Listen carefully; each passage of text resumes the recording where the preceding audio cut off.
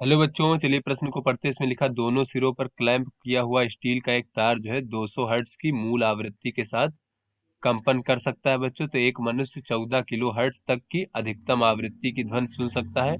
तो मूल आवृत्ति का अधिकतम कौन सा सन्नादी जो है बच्चों इस तार पर पैदा किया जा सकता है ताकि मनुष्य उससे उत्पन्न ध्वनि को सुन सके। तो चलिए बच्चों, इस प्रश्न की मूल अवधारणा को हम देख लेते हैं। बच्चों इस प्रश्न की मूल अवधारणा यह है कि दोनों सिरों पर बंधा बच्चों कोई तार है या डोरी है बच्चों।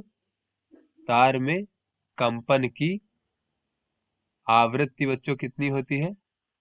बच्चों ये आवृत्ति न्यू बराबर होता है एन गुणे बच्चों वी नॉट, न्यू नॉट बच्चों।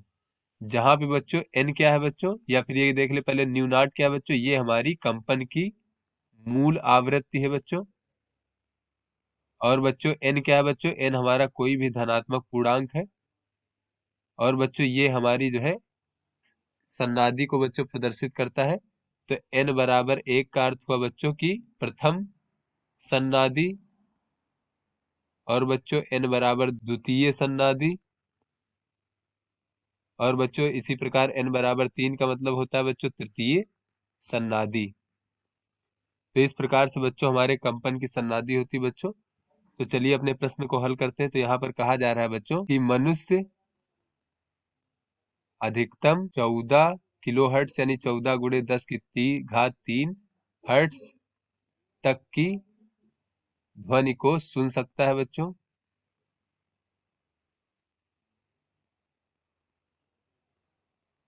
तो हमें बच्चों ज्ञात करना है कि तार के कंपन की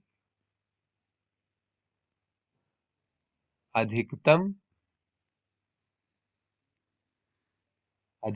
आवृत्ति जिसे बच्चों मनुष्य सुन सकता है। तो वो हो जाएगा बच्चों यहाँ पर, चूंकि बच्चों आवृत्ति न्यू बराबर अगर हम देखें बच्चों, तो अगर तार में उत्पन्न आवृत्ति बच्चों ये जो अधिकतम मनुष्य सुन सकता है बच्चों उसके बराबर कर दें 14 गुणे 10 की घात 3 हर्ट्स।